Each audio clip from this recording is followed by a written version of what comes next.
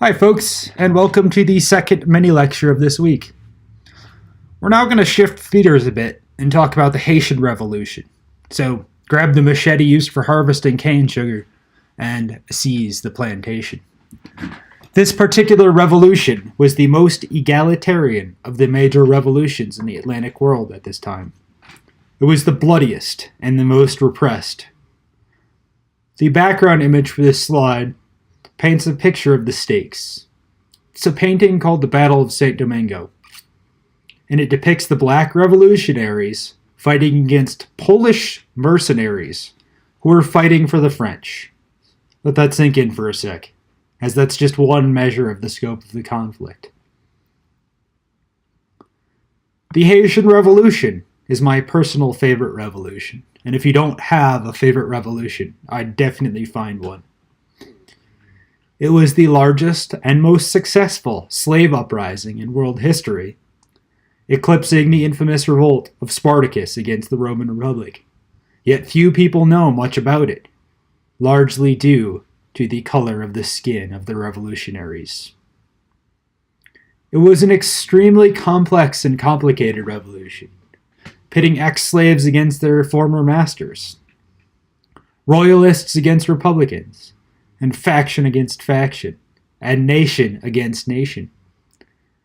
The Haitian revolutionaries fought off the largest cross-Atlantic invading force until World War II, and they abolished slavery for the first time in the Western Hemisphere.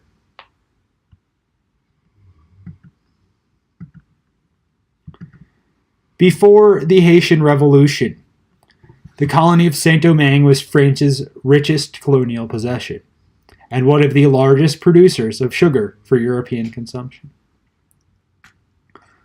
On the eve of revolution, Saint-Domingue produced 60% of the world's coffee and 40% of the world's sugar. Slaves outnumbered white plantation owners by 10 to 1. It was a racialized society, with Grands Blancs comprising the white planter class, and Petits Blancs comprising the white lower class.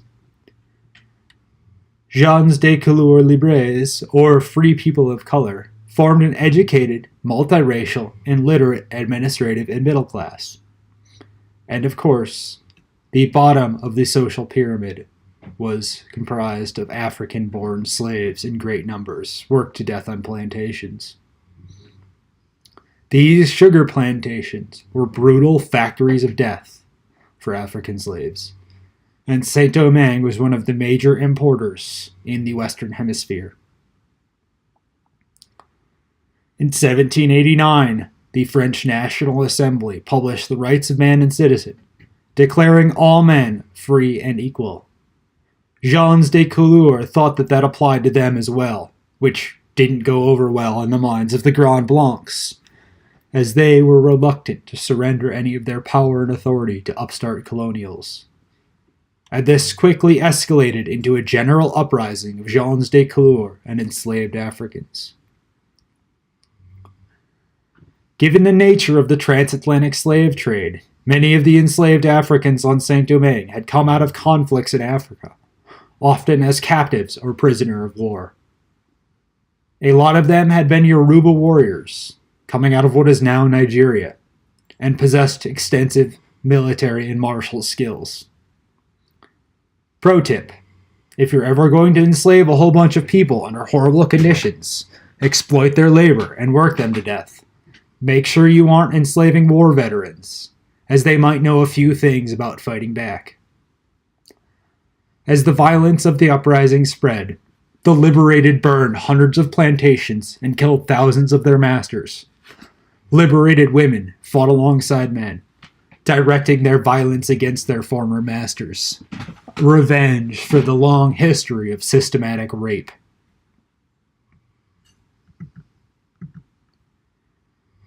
By 1792, Haitian revolutionaries controlled 1/3 of the island and had devastated the plantation economy. France attempted to mitigate the situation by granting civil rights to the free people of color, but this horrified the rest of the racist and slave-owning Atlantic world. The National Assembly also dispatched 6,000 troops in the middle of their own revolution to try and put down the other revolution, but it was effectively a drop in the bucket. By 1793, France and England were at war again. The British really did not want the excesses of the French Revolution to spread, and aside from a small contingent of abolitionists, really did not want the slave-based sugar economy of the Caribbean to collapse from slave uprisings. The surviving white planters asked the British to help put down the uprising, and Britain dispatched some troops to seize a few port cities, but they all shortly died of yellow fever. The Spanish also sent in troops, who similarly died en masse. In response to the broadening conflict, the French abolished slavery in Saint-Domingue, but the situation had gotten well beyond anything that could be solved by abolition. Toussaint Louverture emerged as a leader of the Haitian revolutionaries, leading both militarily and politically. He waged a scorched earth campaign on his own soil and fought off the British, Spanish, and French. At one point, he instructed another Haitian leader, quote, "Do not forget, while waiting for the rainy season, which will rid us of our foes, that we have no other resources than destruction and fire. Bear in mind that the soil bathed with our sweat must not furnish our enemies with the smallest sustenance. Tear up the roads with shot. Throw corpses and horses into all the foundations. Burn and annihilate everything, in order that those who have come to reduce us to slavery may have before their eyes the image of the hell which they deserve." The Haitians effectively forced a standstill on the French, using guerrilla tactics to bleed them and yellow fever to decimate their ranks.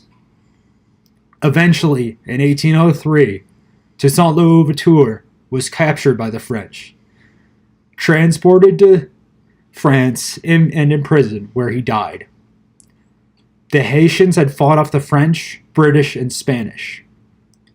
And the subsequent president, Jean-Jacques Dessalines, declared a republic in 1804, but quickly became more of a dictator.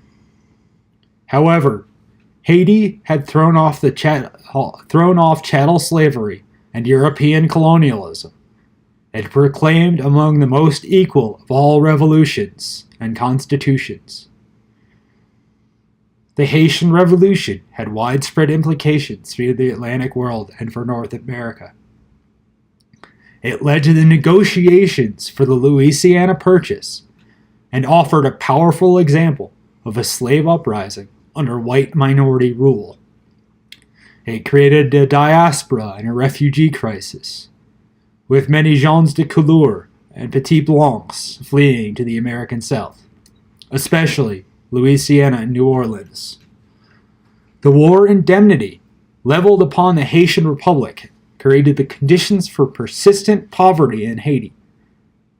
However, and most importantly, Haiti served as a counterexample and antithesis to the European models of settler colonialism and slave-based plantation agriculture.